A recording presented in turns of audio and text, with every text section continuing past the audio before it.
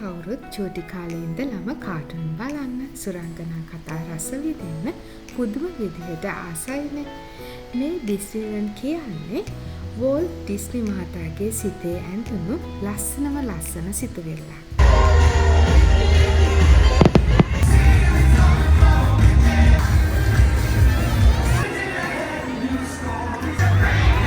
ලෝකයේ සතුට විතරක්ම විඳින්න තමයි මේ ඩිස්නිලන්ඩ් පාර්ක් නිර්මාණය කරලා තියෙන්නේ. එන්න අපි යමු ලෝකයේ පළවෙනිම ඩිස්නිලන්ඩ් පාර්ක් එකට. ඒක පිහිටලා තියෙන්නේ කැලිෆෝනියා ස්ටේට් එකේ ඇනහිම් කියන සිටි එකේ. කැලිෆෝනියා වල ඩිස්නිලන්ඩ් පාර්ක් දෙකක් තියෙනවා. මේ පාර්ක් වලින් අද අපි යන්නේ ඩිස්නිලන්ඩ් කැලිෆෝනියා කියන පාර්ක් එකට. ඒ පාර්ක් එකට තමයි හැම දවසකම ගොඩක්ම කට්ටිය එන්නේ. මේගොල්ලෝ කියන විදිහට 40000කට ආසන්න වන ප්‍රමාණයක් දවසකට මේ සතුට රස විඳින්න පැමිණෙනවා. මේ පාර්ක් එකට කෙලින්ම ඉස්සරහා තමයි කැලිෆෝනියා ඇඩ්වෙන්චර් පාර්ක් එක තියෙන්නේ. ඒ පාර්ක් එකටත් ගොඩක් කට්ටිය යන්නේ ඇඩ්වෙන්චර් වලට ගොඩක් ආස අය, ඒ වගේම රයිඩ්ස් වලටත් ආස අය. මේගොල්ලෝ කියන විදිහට ඒ පාර්ක් එකට දවසකට 25000ක වගේ පිරිසක් තමයි එකතු වෙන්නේ. අපි දෙන්න ගත්ත one day pass එකක්. ඒක වුණා $142ක්. මට ලැබුණු ඩිස්කවුන්ට් එකක් හින්දා මම පේ කරේ එක්කෙනෙක්ට $132යි. පාර්ක් එකට පාසස් ගද්දී ඔයගොල්ලන්ට එක ප්‍රයිසස් තියෙනවා. ඔයාලට පුළුවන් one day pass එකක්, two day pass එකක් වගේම මල්ටි පාර්ක් පාසස් ගන්න.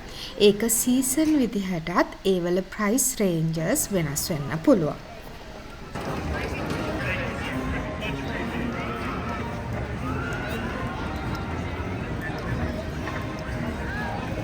පාර්ක් එකට ඇතුල් වුණු තැනේ ඉඳලම අපි ගියේ වෙනස්ම වෙනස් ලෝකයකට. ඒ ලෝකෙ මවන්න එක කැරක්ටර්ස්, බිල්ඩින්ග්ස්, මියුසික් වගේම එන්වයරන්මන්ට් එකත් ගොඩාක්ම උදව් වුණා. ඒක මාරම ලස්සන තැනක්. හිතා ගන්නත් බෑ මෙච්චර ගොඩක් කට්ටිය එද්දි මේ වගේ ලස්සන තැනක් මේන්ටේන් කරගන්නේ කොහොමද කියලා.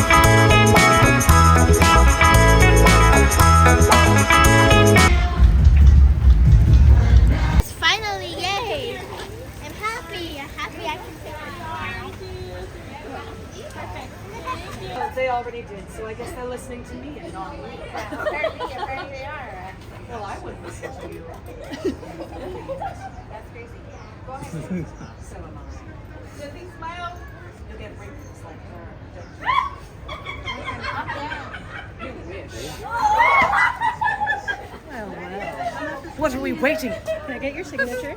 Snow White, move it!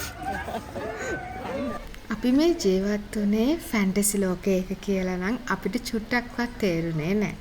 අපිටත් මේ තරම් සතුටක් දැනෙනවා නම් මේ පුංචි හිත්වලට කොයි තරම්නම් සතුටක් දැනෙනවා ඇද්ද?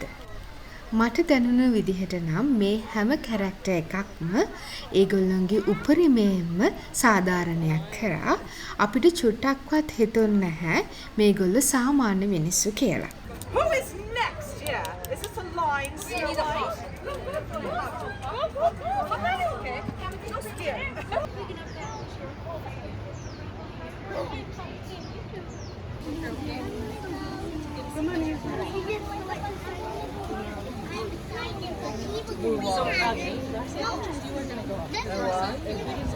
Marvelous to meet you. Are you quite honored to meet the fairest of them all? Beyond comparison. Everyone is beneath. We will go somewhere else after rock. We're gonna walk through the together. We're not gonna get anywhere. Did she give her back her pen? Oh, okay. Okay, wait, let me see. ඔයාලට අඳුර ගන්න පුළුවන්ද මේ දෙන්න කවුද කියලා? Oh, you know, Eugene carries a hiding spot as well. I do. Pascal will sometimes hide right here in my Zappos. He likes to do a little bit of napping in there as well. Disney Park එකේදී මම ආසම උනේ රපුන්සන් හා fine rider meet වෙච්ච මේ තැනට ඒ දෙන්නත් ඒ චරිතයට මාරම සාධාරණයක් කරා. හරිම නිහතමානී විදිහට තමයි ඒගොල්ලෝ මිනිසුත් එක්ක මූව් උනේ. Of course, the Liver's dream. Are we? And happy birthday! Oh, you're thinking of Vlad. He loves ceramic unicorns. Right. In fact, at this point, I think we need to rename the Snuggly Duckling. We have so many ceramic unicorns there. We do. It's like a little scavenger hunt every day. Sorry. See, do you want to come right over this way? Do you want to come together? There we go. Oh my goodness! How exciting! Y'all are gonna have to like stagger. ජීවිතේ කවදා හරි Disney වලට යන්න ඔයාලට ලැබුණොත් ඒ අවස්ථාව කවදාවත් මගේ අරගන්න එපා. ලෝකයේ ලස්සනම සතුටම පිරිච්ච තැන විදිහට තමයි ඩිස්නිලන්ඩ් හඳුන්වන්නේ. 1955 දී වෝල්ට් මේක නිර්මාණය කරද්දිත් එයාගේ එකම අරමුණ උනේ ලෝකයේ සතුටම පිරිච්ච තැන නිර්මාණය කරන්න. 2025 දී තමයි අපි මේ ටුවර් එක ගියේ. එදත් ඒ විදිහටම ඒ සතුට අපිට දැනුණා.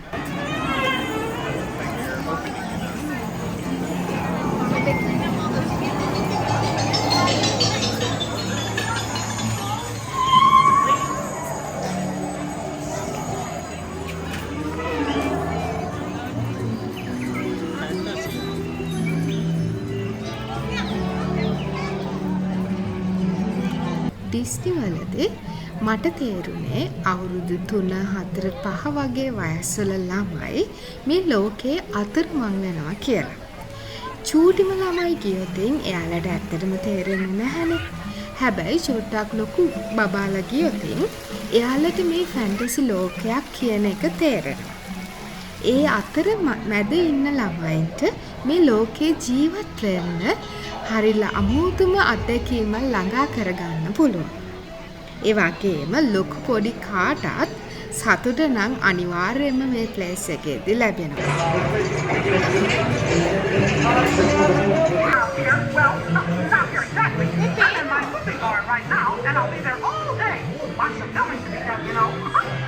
ලෝකෙ පුරාම ඩිස්නි පාක්ස් කීපයක්ම පිහිටලා තියෙනවා. අපි මේ ඉන්නේ ඇනහිම් වල තියෙන පාක් එකේ. ඒ වගේම ඇමරිකාවේ තව පාක් එකක් තියෙනවා ෆ්ලොරිඩා වල.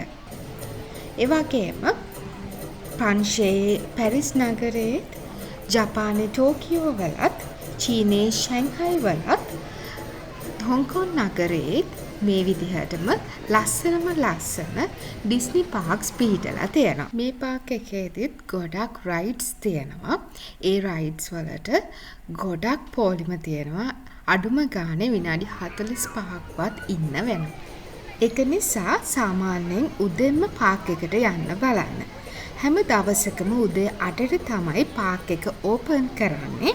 ඒ වගේම සමහර දවස්වල පාක් එක ක්ලෝස් කරන්නේ 11ට. එහෙම නැත්නම් 12ට. උදෙන්ම පාක් එකට ගියොත් රෑ වෙනකම්ම ඔයාලට පාක් එකේ ගොඩක් කාලයක් ගත කරන්න පුළුවන්.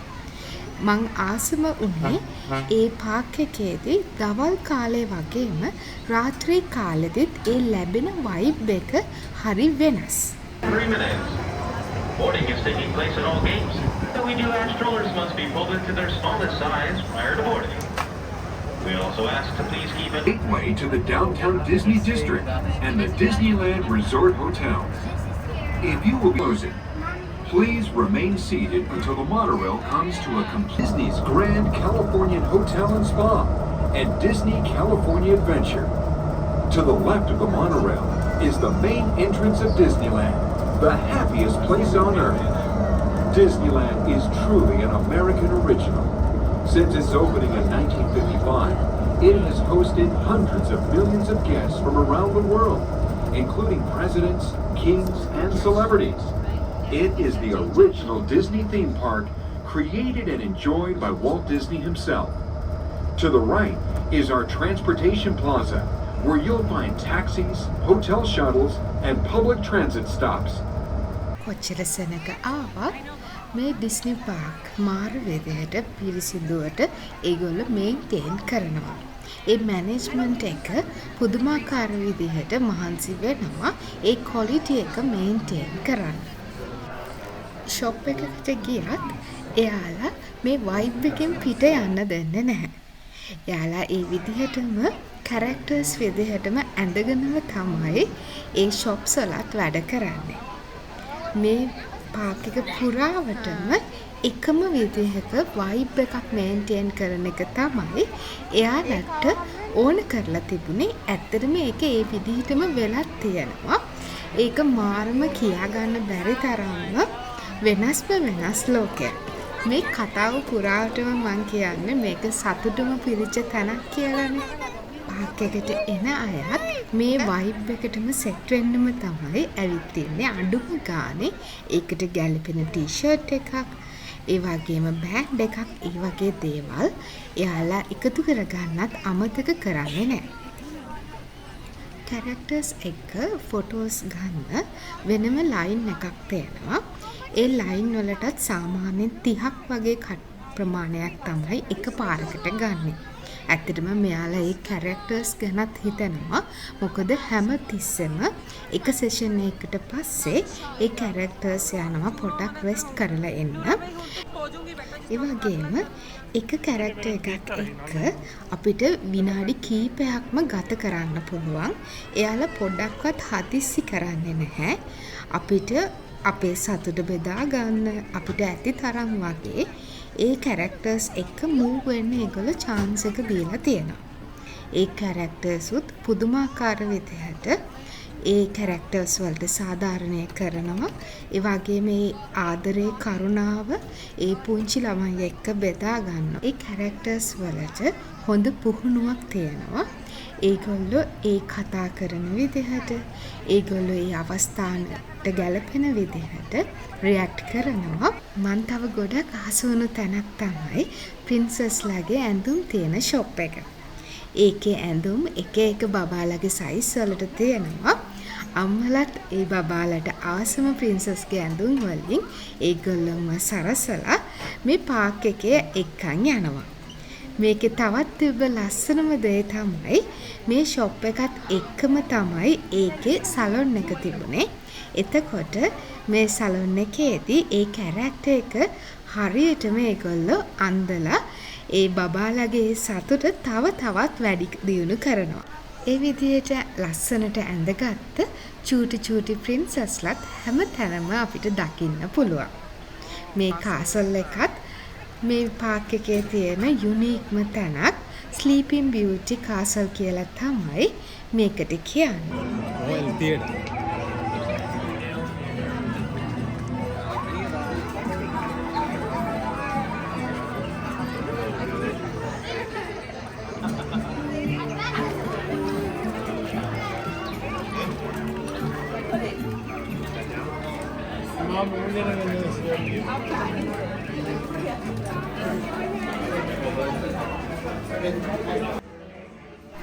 මෙතන චූඩි ප්‍රින්සස්ලාට විශේෂ වුණ තැනක්.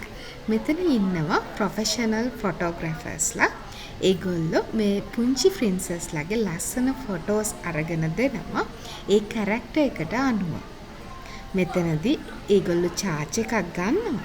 ඒ වුණාට ඒ ලැබෙන සර්විස් එක බබාලට වගේම බබාලගේ අම්මලටත් ගොඩාක් ලොකු සතුටක් තමයි ගෙනත් දෙන්නේ.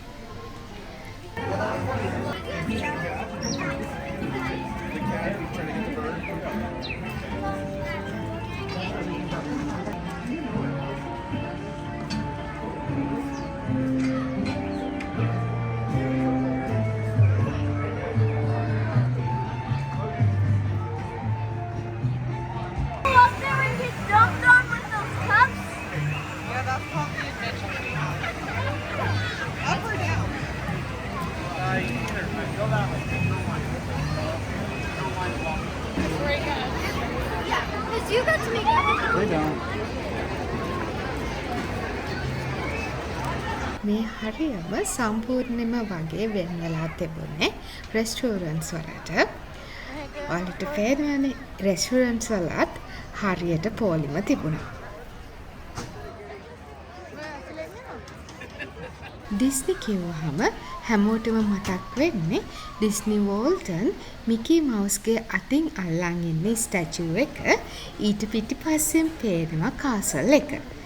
මේ වීව් එක තමයි මේ පාක් එකේ තියෙන මේන්ම ඇට්‍රැක්ෂන් ප්ලේස් එක වෙන්නේ.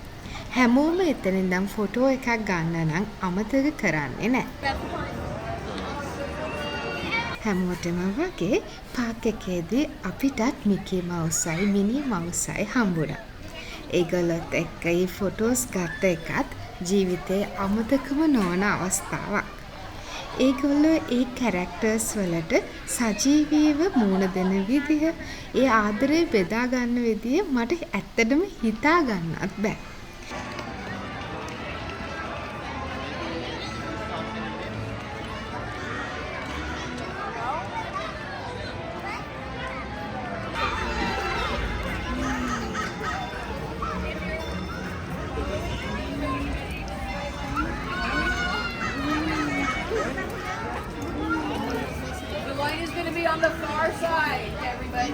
ටිකක් හවස් වෙද්දී අපි දෙන්න පාක් එකේ මුල් පැත්තට ආයෙත් ආවා. ඇත්තටම එතකොට අපිට ගොඩාක් කැරක්ටර්ස් එක්ක ෆොටෝස් ගන්න අපිට අවස්ථාව ලැබුණා. මට හිතුනේ සාමාන්‍යයෙන් පාක් එකේ ඇතුල් වුණාට පස්සේ කට්ටිය ආයේ එන්ට්‍රන්ස් එක පැත්තට එන්නේ නැහනේ. ඒකත් හොඳ වෙලාවක් ගොඩාක් ෆොටෝස් ගන්න. මෙතන අපිට කැරක්ටර්ස් කීපයක් එක්කම ෆොටෝස් ගන්න වෙලාව හම්බුණා. පුංචි බබාලා ඔටෝග්‍රාෆ් එකක් අනිවාර්යයෙන්ම අරගෙනම තමයි කැරක්ටර් එක ළඟට ආවේ. All the way to the center. There you go.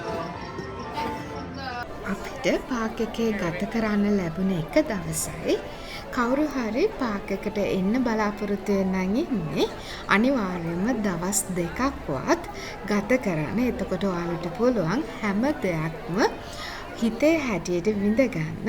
අපි ගොඩාක් රයිඩ්ස් වලට ගියේ නෑ. මොකද එතන වේටින් ටයිම් එක විනාඩි 45කටත් වඩා තමයි තිබුණේ.